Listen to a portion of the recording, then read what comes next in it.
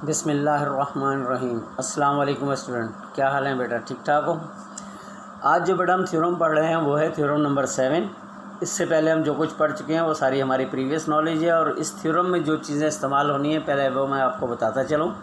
एक तो इसके अंदर इस्तेमाल होगा बेटा कॉर्नरी है थ्योरम नंबर 5 की, कि अगर किसी ट्रायंगल के दो ट्रायंगल्स की कोरस्पोंडेंस के दरमियान उनके दो एंगल बराबर हैं तो तीसरा ऑटोमेटिकली बराबर हो जाता है, क्योंकि दोनों ट्रायंगल्स के एंगल्स का सम जो हुआ करता है वो हमेशा एक जैसा होता है, यानी 180 डिग्री। दूसरी चीज़ इसमें बेटा इस्तेमाल होगी SAS पोस्टुलेट जगह जगह पे, और तीसरी चीज़ इसमें हम करेंगे थोड़ी सी कंस्ट्रक्शन। ठीक, तो आइए हम देखते हैं कि ये थ्योरम की स्टेटमेंट हमें क्या कह रही है। थ्योरम की स्टेटमेंट कहती है कोरस्पोंडेंस ऑफ टू ट्रायंगल, यानी हम दो ट्रायंगल्स का अगर मुआदना करें, if one side and any two angles of one are respectively congruent to the corresponding one side and two angles of the other. और अगर सूरत हाल कुछ ऐसी हो जाए कि किसी एक ट्रायंगल की एक साइड और दो एंगल सामने वाले ट्रायंगल की एक साइड और दो एंगल जो कि कोरस्पॉन्डिंग साइड्स और एंगल बनेंगे वो आपस में बराबर हो जाएं, टू ट्रायंगल्स आर कॉन्ग्रुएंट, तो इसका मतलब होगा कि दोनों ट्रायंगल आपस में कॉन्ग्रुएंट हैं। और अगर हम ये थ्योरम प्रूव करने में कामयाब हो गए तो आइंदा हम जो पोस्टुलेट इस्तेमाल करेंगे वो AAS या SAA पोस्टुलेट भी कहलाएगा। ठीक, आइंदा के लिए, इस दफ़ा नहीं। अच्छा, हम आगे देखते हैं कि हमने इसकी फ़िगर कैसे बनानी है। तो उसने कहा था इन कोरस्पॉन्डेंस ऑफ टू ट्रायंगल, तो हमने दो ट्रायंगल एक जैसे बनाए हैं। फिर हर ये डैश वाली लाइन, डॉटेड लाइन जो है, इस पर आप गौर नहीं कीजिएगा। ओरिजिनल ट्रायंगल देखें, ABC और DEF हमने बनाए हैं। इसके बारे में उसने हम के मुताबिक हम गिवन जब लिखते हैं तो उसने हमें कहा था कि दो ट्रायंगल होंगे, तो हमने ABC और DEF दो ट्रायंगल बनाए। हमने लिखा है triangle ABC correspondence to triangle DEF। Clear? इसके बाद हमने देखा कि उसने कहा था कि उसके दो एंगल और एक साइड, तो हमने साइड लिया है BC और EF, इसको हमने शो किया कि इक्वल है, जबकि एंगल A हमने शो किया एंगल D के बराबर है और एंगल B शो किया एंगल E के बराबर है। ठीक, तो ये दो एंगल्स हो गए और एक साइड हो गई। अब इसके बाद हमने क्या काम किया, उसने हमें कहा था कि दोनों ट्रायंगल बराबर होंगे, लिहाजा हमने टू प्रूफ के कॉलम में लिखा है कि triangle ABC is congruent to triangle DEF। Clear?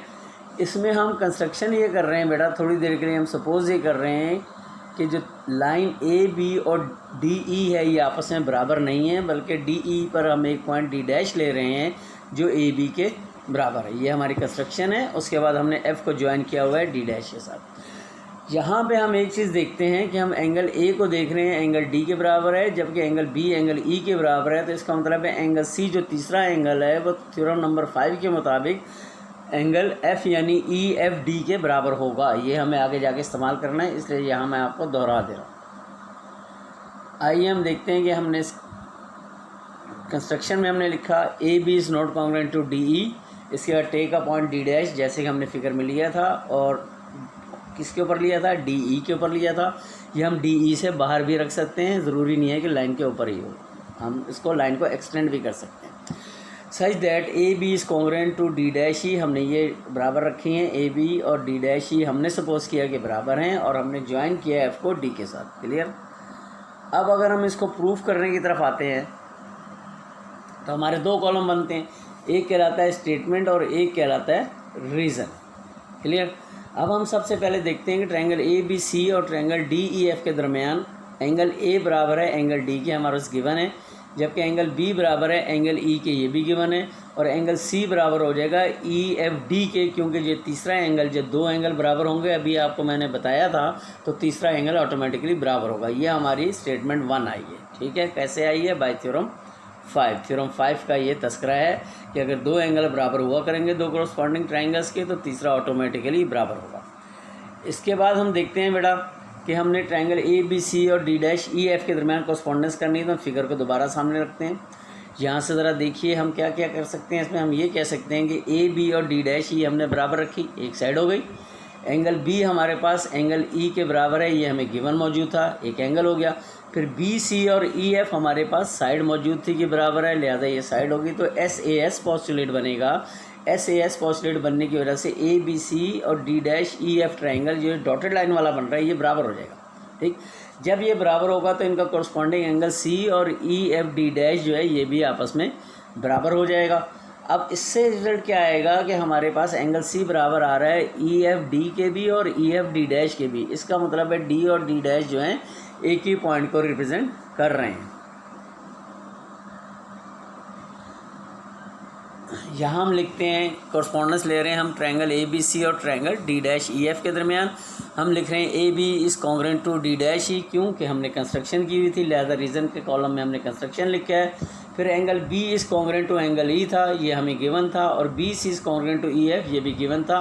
ऊपर से नीचे तक देखें तो साइड एंगल साइड पोस्टुलेट बन रहा है, लिहाजा ट्रायंगल ए बी सी और डी डैश ई एफ बराबर हो जाएंगे। जब ये दोनों ट्रायंगल आपस में बराबर हुए तो एंगल सी और angle E F D dash जो कॉरस्पॉन्डिंग एंगल है ये भी बराबर हो जाएंगे। ये हमारी सेकंड स्टेटमेंट आई है।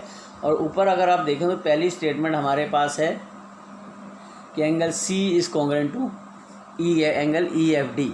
इसका मतलब है एंगल ई एफ डी और angle E F D dash जो हैं ये दोनों आपस में बराबर हैं, और ये पॉसिबल उसी वक्त होगा जब डी और डी डैश एक ही पॉइंट पर रिप्रेजेंट करेंगे। अगर ये एक पॉइंट नहीं है तो फिर ये दो एंगल आपस में बराबर भी नहीं होंगे।